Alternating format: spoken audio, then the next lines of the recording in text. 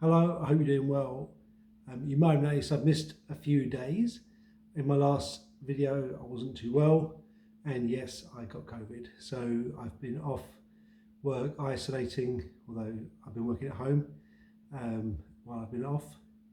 And so, yeah, it's been a few days and just kind of obviously not feeling 100%, and to be honest, getting a bit out of habits.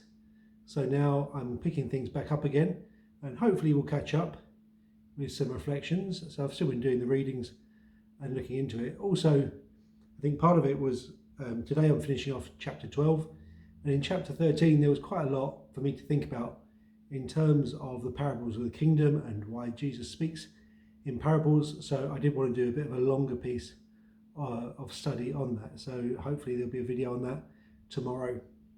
So today I'm just going to end the chapter 12. And in this, first of all, we have this disagreement between Jesus and the Pharisees. So just where they're saying this, that Jesus is performing the works that he does by Satan, by Beelzebub. And Jesus says to them in verse 24, "Every kingdom divided against itself is laid waste, and no city or house divided against itself will stand." And for me, this is the theme of this passage, that the divided can't stand. In the end, the reality is you're either one thing or another. You can't be in the middle. You can't be on the fence. There's no such thing, because actually to do so leads you down a path. And not, I would say, if not always, it's the path of destruction. It's the path of error. And so you're either in or you're out. And Jesus says that elsewhere. He says, you're either for me or you're against me. And so they're saying, you're of the devil, but he's doing good works. And so Jesus is saying, look, you can't be one, or you can't be both, rather. You can't be both.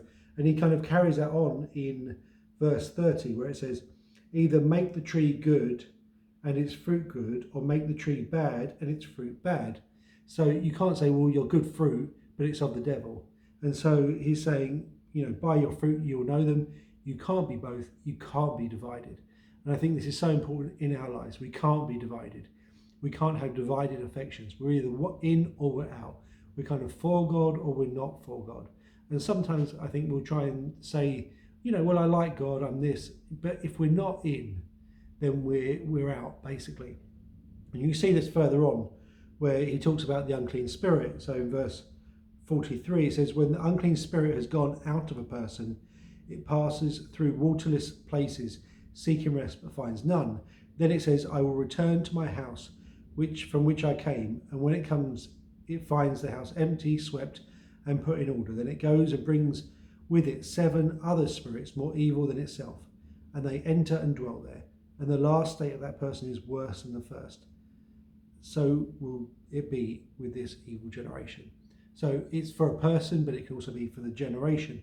And it's that idea that something's come and got rid of the evil. Something's come and the demons have fled, the demons have left. And that's, again, the thing, that Jesus can come and we can come to Jesus. And, there's a response and there's a blessing or whatever it might be. But yet the problem here was the house, which is the person, wasn't then filled with the Holy Spirit, wasn't then filled with God, but it was left empty. And then and that's the place of dividedness. That's the place of neither one nor the other. It wasn't filled with God, nor was it filled with the evil spirit. And so then what happened? It didn't suddenly miraculously get filled with God. It actually then got filled back with the evil spirit and more spirits also. So Jesus is giving this warning. We can't be divided. We can't sit on the fence, because actually if we do, we're like that person who has had the house swept clean, and actually is just inviting more evil upon itself. And again, we see this, that those who don't actually give themselves to God, because of their divided heart, they actually have to harden their heart more and more against God.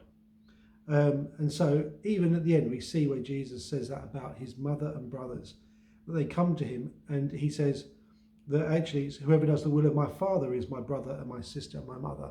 And this, in some respects, seems like a rejection of God, but the reality not of God, of his family.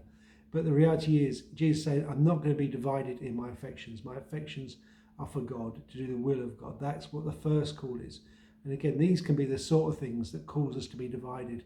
And we think about our family, we think about how we've got to please them, and in the end, we can end up putting them first and not God. And so Jesus, again, is just showing us here how he wasn't divided in his affections, and he was following the will of God, and therefore that's his example of what we have to do also.